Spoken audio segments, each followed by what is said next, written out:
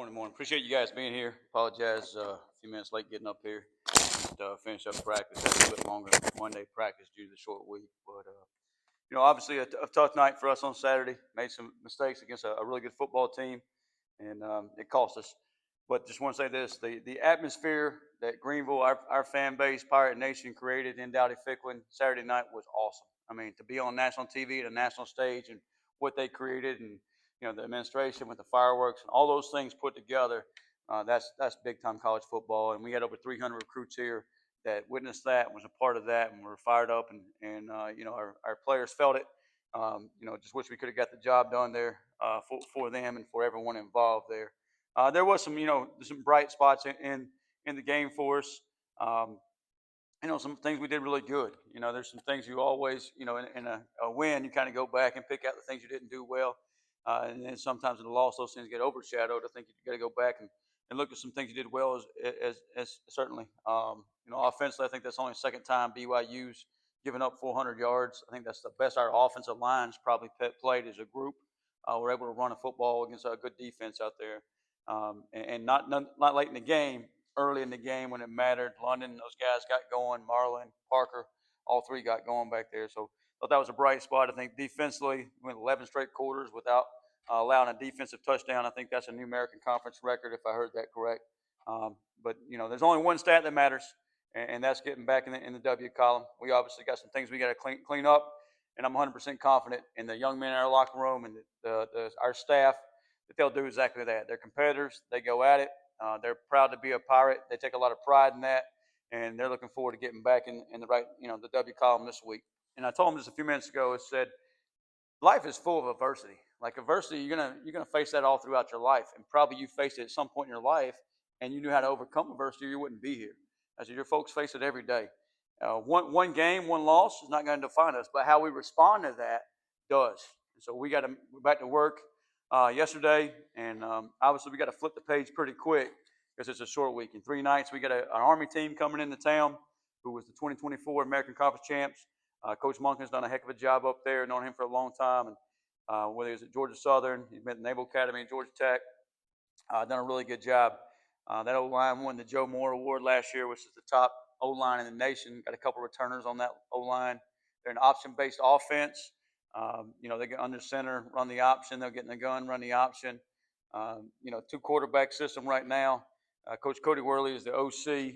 I was with him at Kennesaw State, and he's playing 2 quarterbacks. Dwayne Coleman is kind of the starter at the beginning of the year, number 10. And then number 3, Cale Helms, comes in as well. So both of them played in the last game. Not exactly sure which one we'll see yet, but we'll be prepared for both. They're averaging about 280 on the ground, over 400 yards of offense. The B-backs, I think they're the leading rusher, one of them, number 8, Hayden Reed. And then their speed guy is number 15. Same guy as last year, Noah Short, who catch the toss out on the edge, run the wheel routes, get out of the backfield and catch the ball. He's got some true speed back there. Defensively, their defensive coordinator, Nate Woody. When I was in SoCon, we coached, against him and some of his style defenses. He's a 3-4 base defense, field boundary reduction, play some quarters, play some cover 3, some cover 2 back there. Doing a really good job as always. I think they're averaging about, giving only up about 190 in the air and 150 on the ground. So tough defense as always. Linebackers are kind of the guys that stand out to me for those guys. Caleb Fortner and the Thomas kid, 51, 53, both solid in there. I think they're preseason all-conference. 7, the corner, is Jaden Mays, really good, solid corner back there, and the safeties fly around. Danny Verpel, who I was with at Kennesaw State as well, is a safeties coach and doing a really good job back there. So, again, thank you for the fan base, the Pirate Nation, and thank you to the students who continue to ride with us and making Dowdy a special place. We're ready to get it back out there. I believe in this group, and thank you for the fan base for doing the same.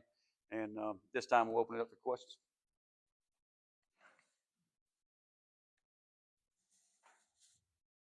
You obviously know the challenges of preparing for the option. I mean, how do you prepare for it 3, 4 days and have been able to work it throughout campus to go through guys? Yeah, I mean, you're getting ready for an Army team. Somebody says, hey, you got a short week to prepare for Army. I say Army's got a short week to prepare for us. And that's kind of the mindset I want within our program, within our players, and within our football team. And it's obviously an option. I was around the option offense from, 2008 to about 2019 until I came here, I guess. We ran some sorts of the option. Was it Lenore Ryan, the Citadel, or Kennesaw State? and you attack it differently at different places. I think you attack it differently here as well. And the main thing is, keeping it simple for your players so they can go play fast and clean. And that's any bye week. It doesn't matter if it's Army or whoever it may be. I think that's the key to it on both sides of the football is allow your guys to go play, keep them fresh. You got a quick turnaround. Yesterday we went to, we usually have Sundays off. It was a quick turnaround. We went back out and practiced a little bit, a little light practice last night, trying to get some soreness out of us, get the game plan installed.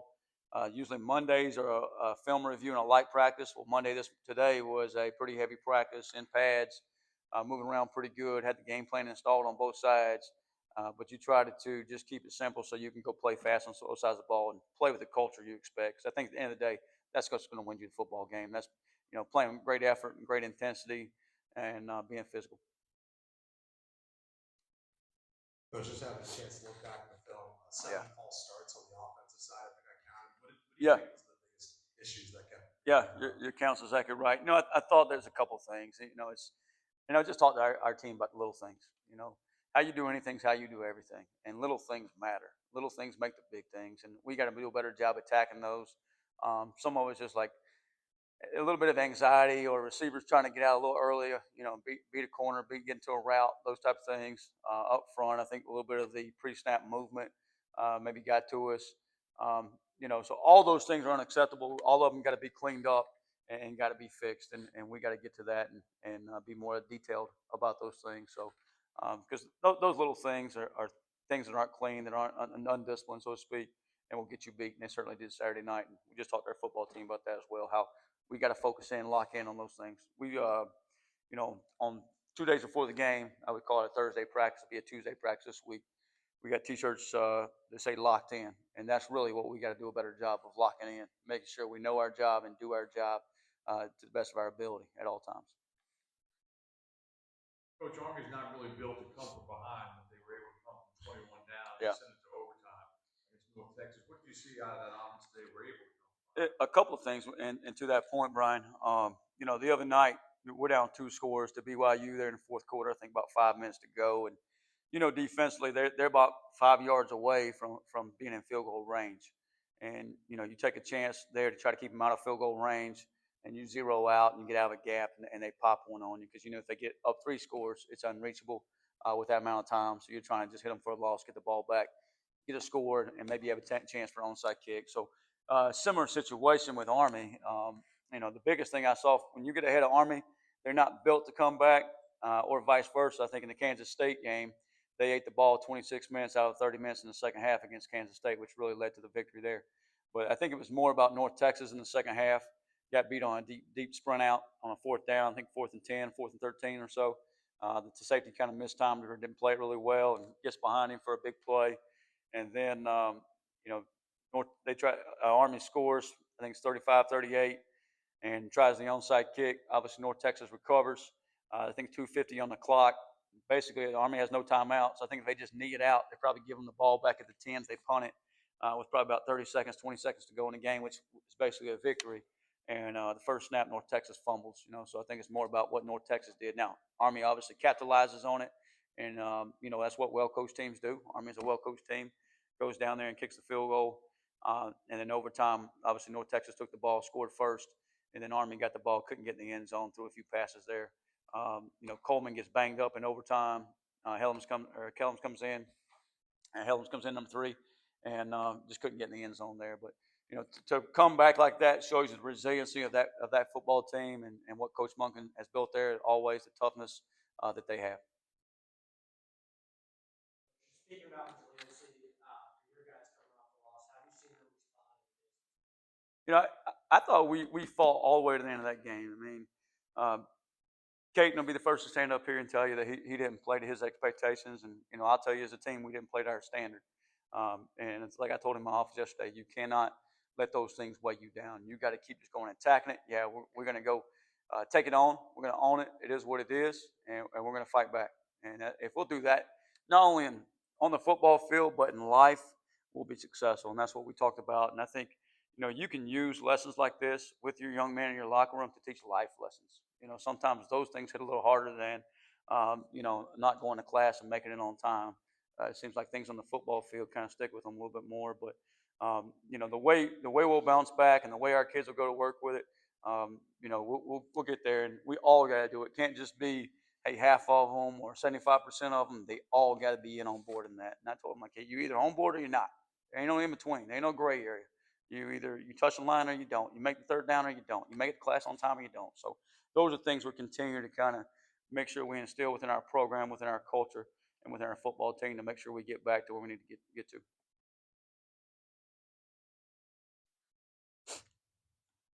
Coach, you mentioned your opening statements. You guys ran the ball a lot better. What was it that was so good? Was it a better job getting safe level with the backs more patient?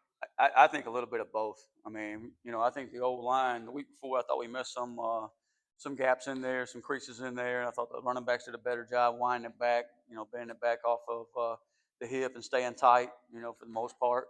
I thought the old line did a better job staying on guys and just all in all, and that's a good defense now. Like I said, that's a defense that's only allowed 400 yards twice in the last 2 years. So, and they're a Big 12 opponent, but we got to do what we do.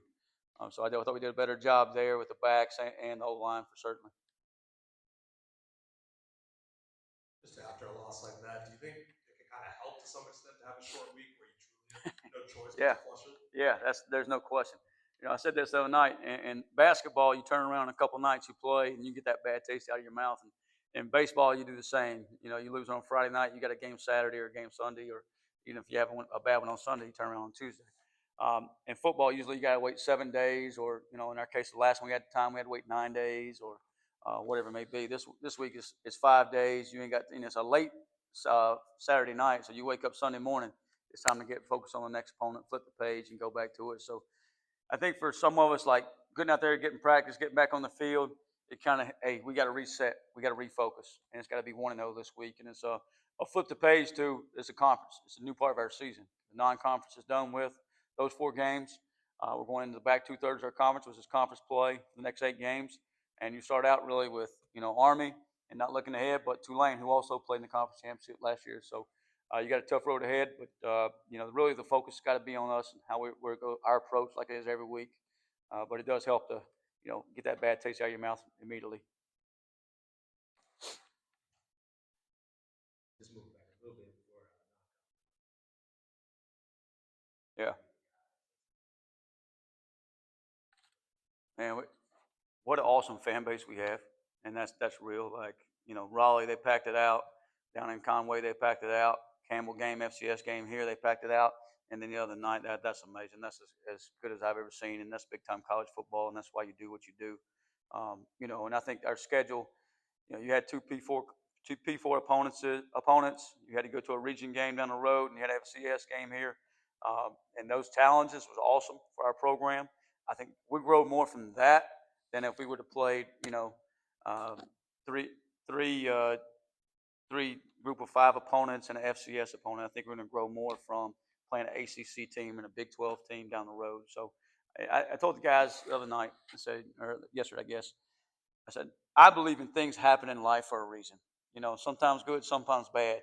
And the bad events in our life, we got to learn from them, grow from them, and move on.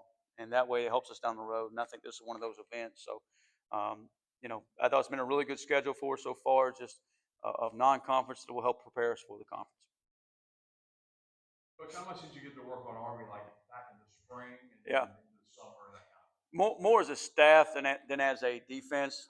That was kind of our focus points. Is kind of our first few opponents, and certainly in the conference, because we knew this was going to be a short week, and we had to have a game plan ready to go. Preseason camp, we usually take some time to work on the option and plan it up like that. We didn't take as much time this year just because I thought we were behind defensively. I wanted to make sure we were ready for our non-conference schedule. I thought, going into that, if we were ready for that, that would help us build confidence down the road.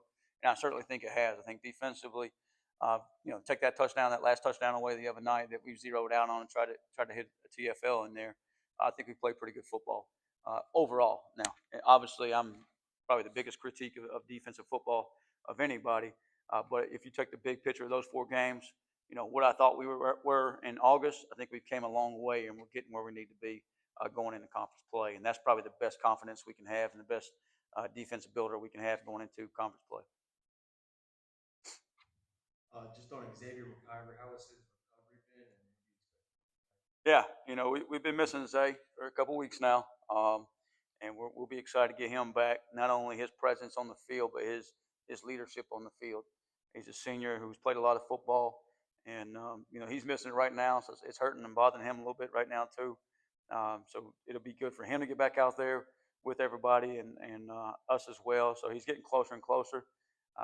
Not sure we'll get to see him this week, but I think hopefully after the bye week we'll be able to have him out there between the lines and going at it. So he's coming along nicely, and his recovery's doing well.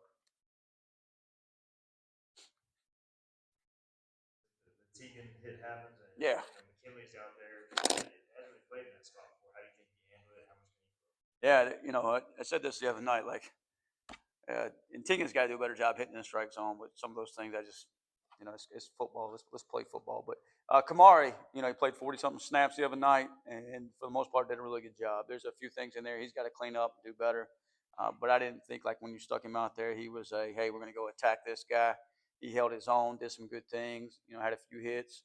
Got to do a little better job wrapping up. But he's coming along. He's kind of always had the athleticism, and now he's starting to have the discipline to kind of go along with that.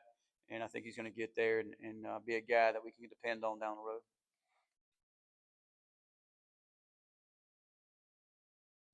I have a more general question, but just last week there was, I think the D1 Oversight Committee said they're going to have one transfer portal. Yeah. Move to that. Just curious your thoughts on that. Thank God. That's my thoughts on it. No, we just said as a coach, and whether I was at the AFCA last January, whether I was at the American Head Coaches, like the two windows has been miserable for head coaches because you don't like your team. You can lose part of your team at two different points in the year. And the first transfer portal, and they haven't set it in stone yet exactly when it's going to be, but was in the play-in season. That was miserable. So instead of focusing on the last game, which is your bowl game, you're worried about your roster and how that's going. And then again at the end of the semester in the spring, if we can get that thing to one, and if we can find the best time for it, which honestly, like to me, it's February out of the play-in season, getting back to putting a student first and the student athlete, all those things. That would be awesome. I'm not sure it's going to go that way, but I think we're going in the right direction. And at some point, we got to make sure these young men graduate. We're talking about rev share, transfer portal, all these other things, which I think is great for college athletics and great for our sport. And but at some point, we got to get the student part back into it. Where a young man doesn't transfer every semester, and you look up, he's out of eligibility but has no degree. Like, how do we help him be successful in life? How do we help him grow as a man? How do we help him, go get a job or whatever it may be? Every coach on our staff wouldn't be here if they didn't have a college degree. So we got to make sure we're helping our young men be successful and graduate from college so they can have more choices in life.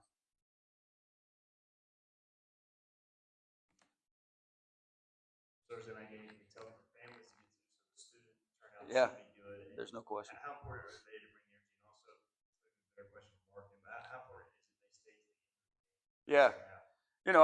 I thought the other night it was awesome just to have our students and families in there, and I know it was family weekend, and I saw what that meant to all of Greenville, not just the hotels but the restaurants, and I saw some pictures of downtown being packed out and all those things, and this Thursday, like you said, it may be a little tougher for some fans to get here because of the travel, whatever it may be, but our students, I know they're going to pack out the boneyard and they're going to bring the energy, and we feed off that thing, and I appreciate them.